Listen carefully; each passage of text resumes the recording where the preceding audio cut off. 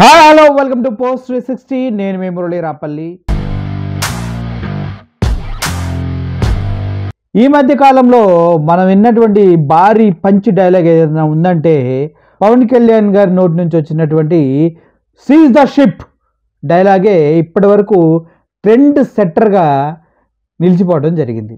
ఇటు స్టేట్ వైడే కాదు, నేషనల్ వైడే కాదు, international wide seize the ship అనే యాష్ ట్యాగ్ తోటి సీజ్ ద షిప్ అనే డైలాగు ఎంత పాపులర్ అయిందో అందరికీ తెలుసు. అయితే అక్కడ సీజ్ ద షిప్ అంటే అంతా సీజ్ అయిపోతుందేమని అందరూ అనుకున్నారు. కానీ తర్వాత చాలా పరిణామాలు జరిగినాయి. వాడు బియ్యం ఎక్స్పోర్ట్ చేస్తున్నా అంటే వీడంటే వాడని ఇటు వైఎస్ఆర్సీపీ వాళ్ళు అటు టీడీపీ వారు ఒకరిపైన బురద చల్లుకునే ప్రయత్నం చాలా చేశారు. పనామా షిప్లో సో కాల్డ్ రాజకీయ నాయకుడి రైస్ వెళ్తున్నాయంటే పక్కనే ఉన్న షిప్లో అధికార పార్టీకి సంబంధించిన వారివి వెళ్తున్నాయి బియ్యం అంటూ 40,000 టన్నులు, 50,000 టన్నులు, 35,000 టన్నులు అంటూ నానా సోది మనకు చెప్తూ వచ్చారు. అయితే ఒక అడుగు ముందుకేసి చంద్రబాబు నాయుడు గారు మొన్న జరిగిన కలెక్టర్ మీటింగ్లో ఏమైంది ఎప్పటి వరకు సీజ్ ద షిప్ కాన్సెప్ట్ అని అడగటం జరిగింది. దానికి మనోహర్ గారు సవినయంగా తల ఊపుతూ సార్ అవుతుంది సార్ అని చెప్పడం జరిగింది.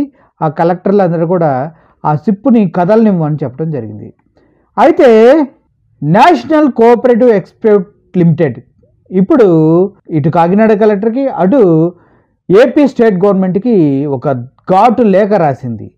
మీ ఇష్టానుసారం ఎక్కడ పెడితే అక్కడ చెక్ పోస్టులు పెట్టి ఎక్స్పోర్ట్ అవుతున్న బియ్యాన్ని మీరు ఆపేస్తే మాకు ఇంటర్నేషనల్ లాస్లో మేము అగ్రిమెంట్స్ చేసుకున్నాం చాలామందికి, వారికి బియ్యాన్ని ఎక్స్పోర్ట్ చేస్తామని, అవి ఎక్స్పోర్ట్ కాకుండా ఉండటం వల్ల మాకు చాలా ప్రాబ్లం అవుతుంది అంటూ విదేశ వ్యవహారాల శాఖ లెటర్ రాయటం జరిగింది. ఎందుకు ఇప్పుడు ఏవైతే నూకల బియ్యం ఎక్స్పోర్ట్ చేస్తూ ఉన్నారో అవి ఆఫ్రికా దేశంలోని చాలామంది ఆకలితో అల్లాడే వారికి కడుపు నింపటానికి ఆఫ్రికా దేశంతో ఇండియన్ గవర్నమెంట్ చేసుకున్న అగ్రిమెంట్ అది.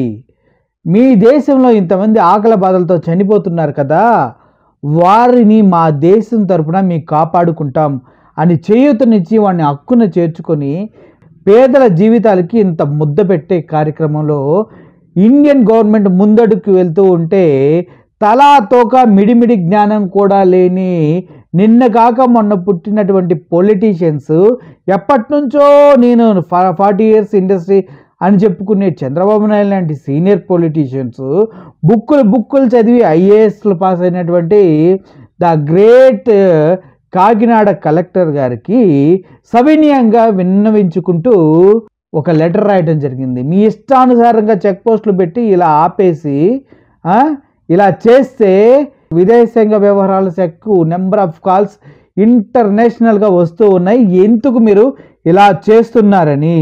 మీకు అసలు జాతీయ సముద్ర చట్టాలు తెలుసా?